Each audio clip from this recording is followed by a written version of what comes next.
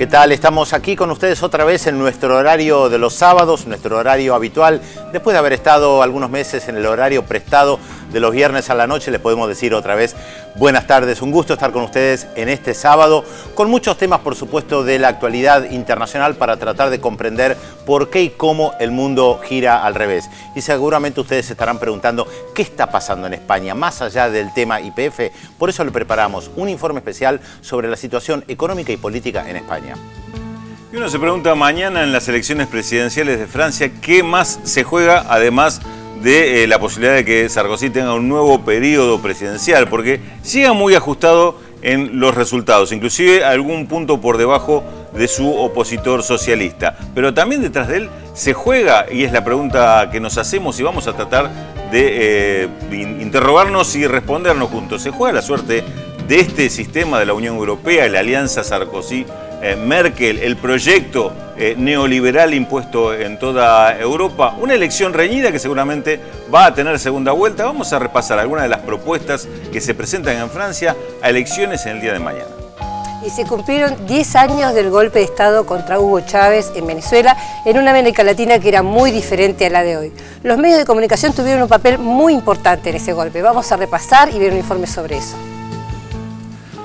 El presidente conservador del gobierno español, Mariano Rajoy, continúa aplicando el ajuste como única herramienta para afrontar la crisis.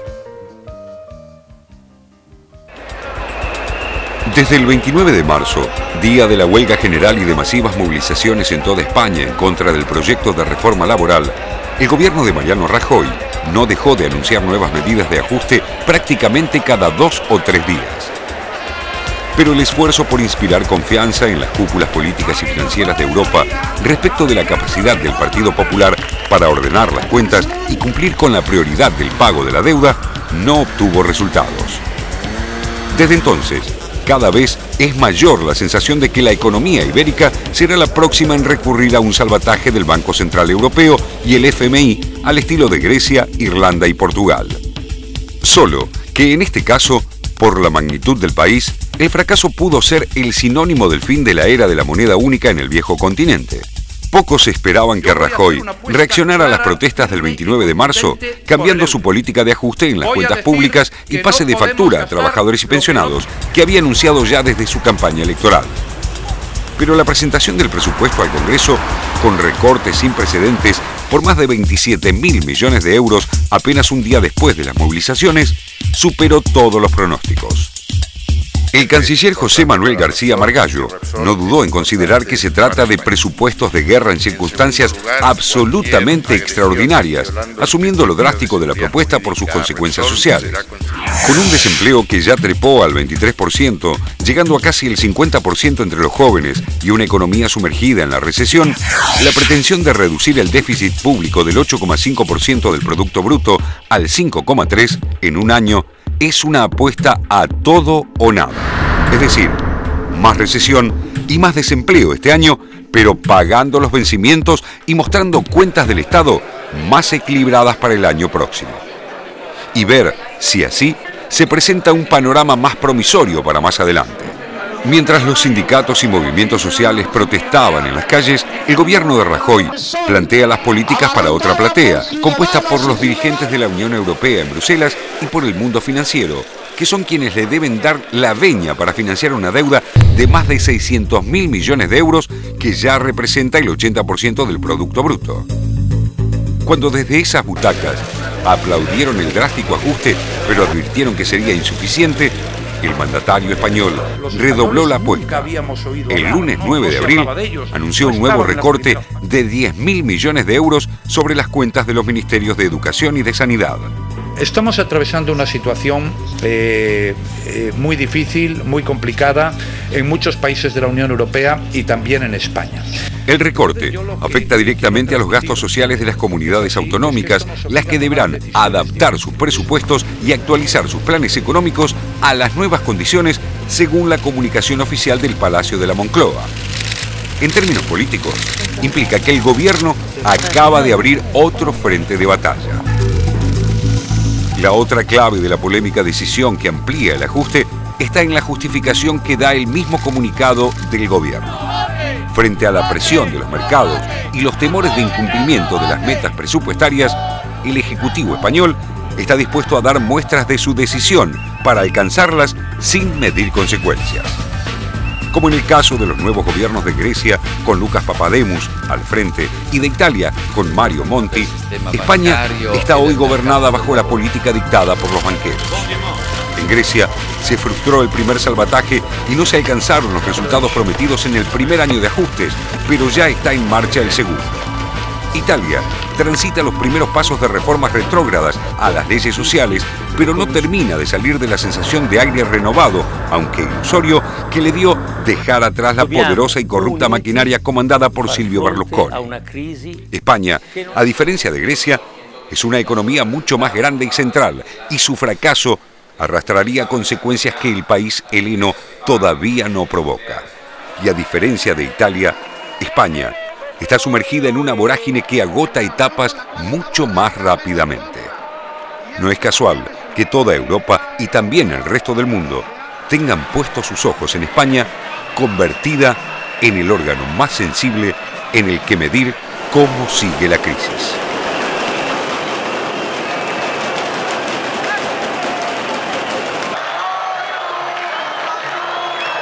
Seguramente no es ajeno a este momento de la crisis y cómo se enfrenta España a esta crisis, la forma en que tuvo España de entrar a la Unión Europea. Recordemos que entra tardíamente, no desde el primer momento.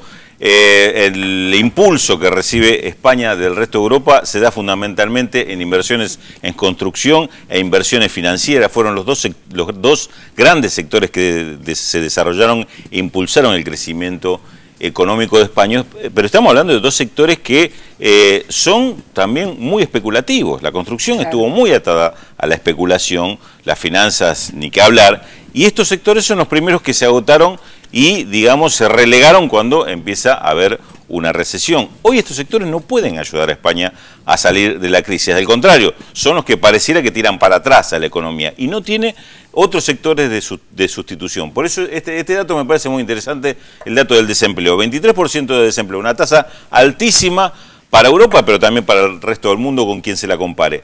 Pero puntualmente, entre los jóvenes el desempleo es del 50%, es decir que no hay empleo nuevo, no hay sectores que estén incorporando trabajadores, que esta es la gran crisis que tienen estas recesiones cuando no se ve cuál es la luz o la puertita de salida natural. Y ya encima de esto, bueno, lo que decíamos en el informe, un Estado que se encarga todavía de agravarla con más políticas de ajuste en vez de generar mecanismos de rescate. Esto que vos estás diciendo justamente lo destaca Paul Krugman, el premio Nobel, el norteamericano, en su columna habitual en el New York Times. Decía que en realidad el problema fiscal de España, es decir, hablaba de la burbuja inmobiliaria, que estaba clarísimo que había sido una causa, pero que no había sido una causa, un problema fiscal, que el problema fiscal es consecuencia de la crisis. Y él decía, si siguen con esta austeridad, con este ajuste, con esta política, van a tener que salir del euro. Y hacía una comparación interesante, decía, esto se parece mucho a la depresión, al momento de la depresión de 1930 en Estados Unidos. ¿Cómo lo resolvió Estados Unidos? Saliéndose el patrón oro.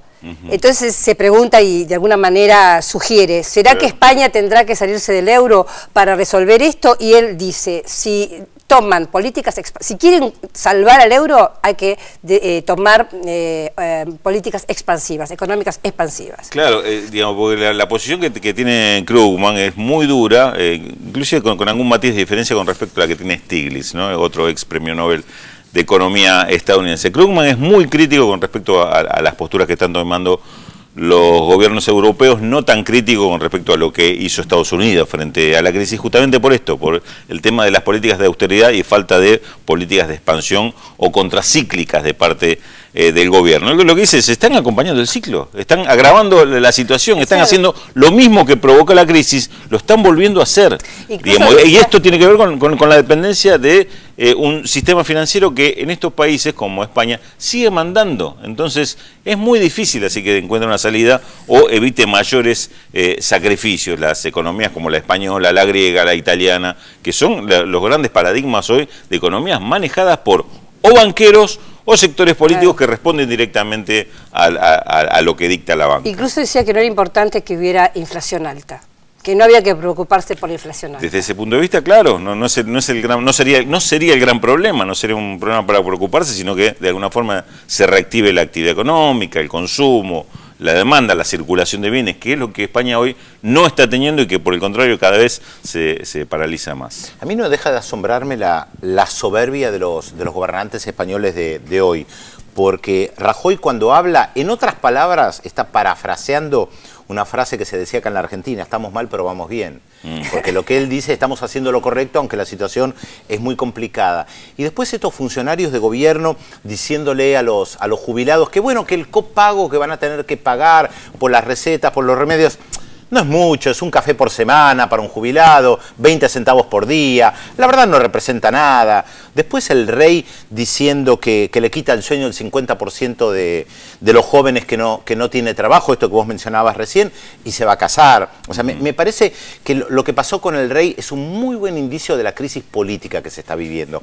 Porque el rey ya ha hecho esto en muchas oportunidades. Ya se sabía que el rey cazaba en Rusia, se decía que la prensa rusa había denunciado que le habían sacado a un oso del zoológico, lo habían emborrachado con vodka y con miel para que lo pudiera matar.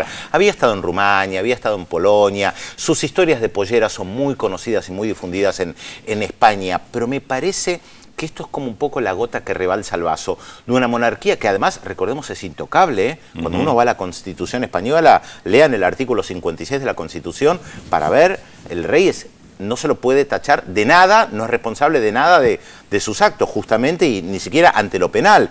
Que de repente aparezca pidiendo perdón, de manera muy vaga, tampoco explica por qué pide perdón, me parece que es parte de una crisis política mucho más profunda de lo que los gobernantes quieren hacernos creer o que demuestren abiertamente. Sí, tal cual, porque son tremendas las medidas, la política económica que están aplicando, pero como vos decís, es tremendo el discurso que están adoptando, y daría esa sensación de que cada vez hay un alejamiento mayor entre las autoridades de gobierno y el pueblo español. Bueno, después cuando veamos Francia, creo que también vamos a encontrar con el apoyo de los medios, otros elementos. Porque esto también hay que recalcarlo. La inmensa mayoría de los medios de comunicación están apoyando a este gobierno, y algunos, como el diario El País, deslizan alguna que otra voz crítica, pero de todas maneras... Pero también muy cuidadoso. El País también está vinculado históricamente al socialismo, claro, muy cuidadoso, como vos decís, también cuida sus empresas aliadas. Bueno, basta ver el tema, cómo están cubriendo el tema YPF para darse cuenta de esto, ¿no? Salvo Izquierda Unida, que salió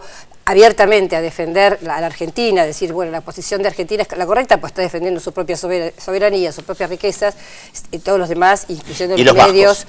Y los vascos, no nos olvidemos, la formación Amaiur, que tiene 7 diputados y 3 senadores, salió abiertamente diciendo también que la postura del gobierno español era vergonzosa. Sí, ahí también se observa esto que decíamos antes, un discurso en un sentido bastante torpe, porque es, digamos, con exabruptos y demás para defender. Pero además, un discurso que antes Pedro hacía la vinculación con lo que pasaba en Latinoamérica hace algunos años, ¿no?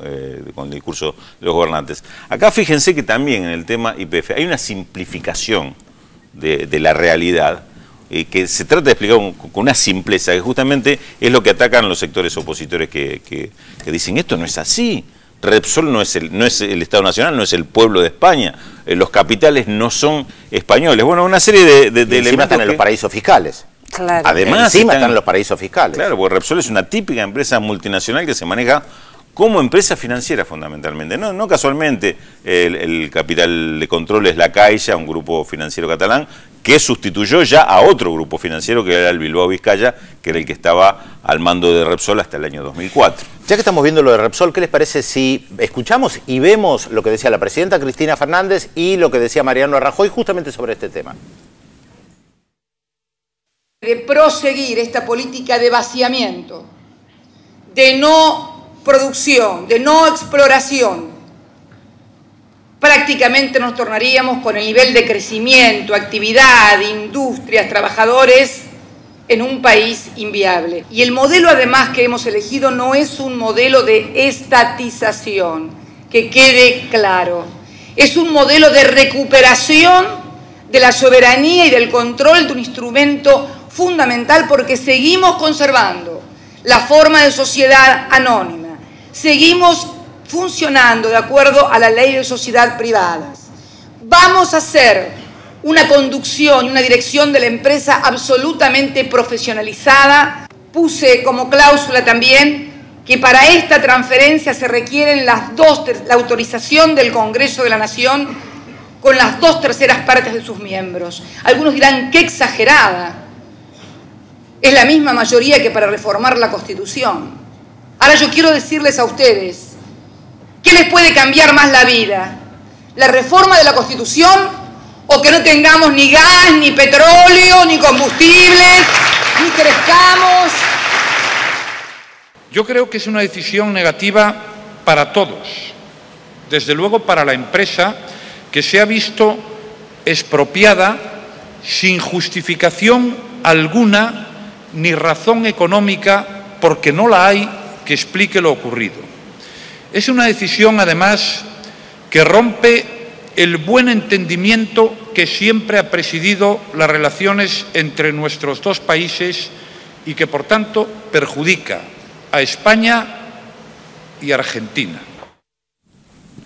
Bueno, justificación que en realidad existe de la expropiación. Lo que difícilmente ocurra que esta expropiación convenza al expropiado. Digamos, suponiendo que Mariano Rajoy se pone en la piel del expropiado, de la empresa privada Repsol. Estas palabras, lo que escuchábamos recién de Rajoy, fue en el Foro Económico Mundial que se hizo en México en estos días, donde obviamente ahí recibió cierto respaldo, cierto apoyo. No así en los encuentros que está teniendo durante este fin de semana en el Grupo de los 20 y en el Fondo Monetario Internacional, donde el ministro de Economía, Guindos, llevó también la demanda de que estos organismos se hicieran cargo del reclamo español. La respuesta fue, fue la postura que llevó a Argentina, es que estos organismos no tienen por qué involucrarse en un conflicto bilateral entre un Estado soberano y una empresa privada, ¿no? Incluso Estados Unidos después fue graduando, pero en un principio fue muy cauteloso. Las declaraciones de Hillary Clinton en Brasil, estaba con el canciller Antonio Patriota, y bueno, su posición era, bueno, vamos a ver de qué se trata, tendrá que haber una explicación, pero en general Estados Unidos sale con posiciones muchísimo más duras cuando se trata de esto, que es una política, digamos, que va un poco a contramano a al modelo que normalmente Estados Unidos levanta, ¿no? Sí, ahora, digamos también con respecto a esto, que Estados Unidos hoy lo comentaba Alfredo Zayat en su columna en el diario, tiene la postura también que, bueno, por un lado se solidariza con su socio español, que además está en crisis, prácticamente en quiebra, pero por otro lado las empresas estadounidenses están mirando con mucha expectativa qué va a ser esta nueva YPF cuando convoque a asociarse al capital privado. Igual creo que para nosotros también tendría que ser importante resaltar que a nivel de UNASUR la mayoría de los países está apoyando al gobierno argentino por una cuestión de principios casi, más allá de los gobiernos, lo que puede decir el gobierno argentino o este gobierno argentino. Salvo Colombia, que salió con una postura tal vez más dura de decir nosotros no expropiamos, Perú tiene una postura más ambivalente, Chile una postura más ambivalente, pero Uruguay, Bolivia, Venezuela, Brasil tienen una postura bastante clara de apoyo al gobierno argentino, y la verdad yo estoy buscando material de Guyana y Surinam y no encontré, porque Guyana tiene también negocios con Repsol, pero no encontré ninguna declaración oficial de los gobiernos de Guyana y Surinam, que hay que recordar que son parte de UNASUR, pero la mayoría de UNASUR está respaldando al gobierno argentino. Inclusive te diría, Pedro, que en aquellos que tienen alguna posición diferente o distante del tema, siempre resaltan que el respeto a la soberanía Chile, Perú dicen eso, sí. Está presente, ¿no? Con lo cual de alguna forma avala. Es una cuestión ideológica, ¿no? Vamos a escucharles, los invito a escuchar lo que decía Mariano Rajoy, no ahora, en el 2008 cuando el presidente era Rodríguez Zapatero, que decía con respecto a esto. ¿Y que la relación lo mismo que ahora? Escuchémoslo, vamos a ver, ¿qué es lo que decía en relación de Estado y empresas energéticas? A ver. Nuestro petróleo, nuestro gas y nuestra energía no se puede poner en manos de una empresa rusa, porque eso nos convertiría en un país de quinta división y, por tanto, no lo vamos a aceptar. Que lo tenga claro el señor Rodríguez Zapatero. Haré lo imposible para que eso no se haga. Nunca, no lo he hecho nunca. ¿Podemos escuchar otra vez la primera parte? ¿Es posible? Porque es la parte donde él dice respecto de empresas califica, rusas. ¿no? Claro, califica claramente que no puede ser que esté en manos españolas. A ver si podemos escuchar otra vez la primera parte. y que nosotros conocíamos el texto, por supuesto, esto circuló bastante, es muy conocido, ¿no? En su momento Rajoy en la oposición, criticando a Zapatero. Durísimo crítico con respecto a Rodríguez Zapatero. Vamos a verlo otra vez. ¿En qué términos? Nuestro petróleo, nuestro gas y nuestra energía no se puede poner en manos de una empresa rusa, porque eso nos convertiría en un país de quinta división y, por tanto, no lo vamos a aceptar. Que lo tenga claro el señor Rodríguez. Era comunista, ¿no?, en esta época. No, el nacionalista que defendía que el Estado tenía derecho y tenía la obligación de estar a cargo de su petróleo y su gas, que no se lo podía dejar en manos extranjeras. Más o menos lo que hace Argentina ahora, con YPF, ¿no? Pero bueno, parece que las lecturas, según de qué lado del mostrador te toque estar, o de la frontera, son diferentes. Pero ahora Rodríguez Zapatero lo acompaña, no se opone a Rajoy. La diferencia por ahí tal vez con los gobernantes de Grecia, que vos nombrabas antes, y de Italia, es que además Rajoy, no nos olvidemos que fue elegido hace poco más de 3 meses por el pueblo español, ¿no? O sea que... Y los griegos y los italianos no pusieron a sus primeros ministros. No es muy bueno el dato de Telma. Ni Grecia ni Italia eligió, digamos, se lo impusieron. Así que en cierta medida, digamos, tiene más legitimidad, ¿no? Sí, y están tratando ya de cambiar bastante las leyes respecto de las protestas en las calles, restringir mucho las protestas de los sindicatos, incluso de penalizar a los sindicatos si alguien que participa en alguna marcha de un sindicato rompe algo. El objetivo es muy claro, saben que va a haber respuesta, saben que va a haber protesta, criminalizar la protesta. Se está preparando España, el gobierno de España para esto, porque inclusive los propios pronósticos del gobierno español están dando que este año las condiciones económicas y sociales van a empeorar. Claro, ellos dicen con la ilusión de que después se empieza a recuperarse, pero saben que tienen por delante un año muy complicado. Y uno diría que más que unos meses, pero bueno, por lo menos desde la visión del gobierno español. Bueno, vamos a saludar a nuestro amigo Félix Taylor. ¿Qué tal, Félix? ¿Qué tal? ¿Cómo les va? Buenos días. Bueno, volvimos al horario habitual. Acá, en este caso, Gabriela de Capital agradece profundamente de que volvamos a este horario y dice, le falta nada más que tengan media hora más. Qué cosa, los televidentes, siempre un poquito más, siempre quieren más. Parecen Pedro Briguer. Unos minutos más. Sí.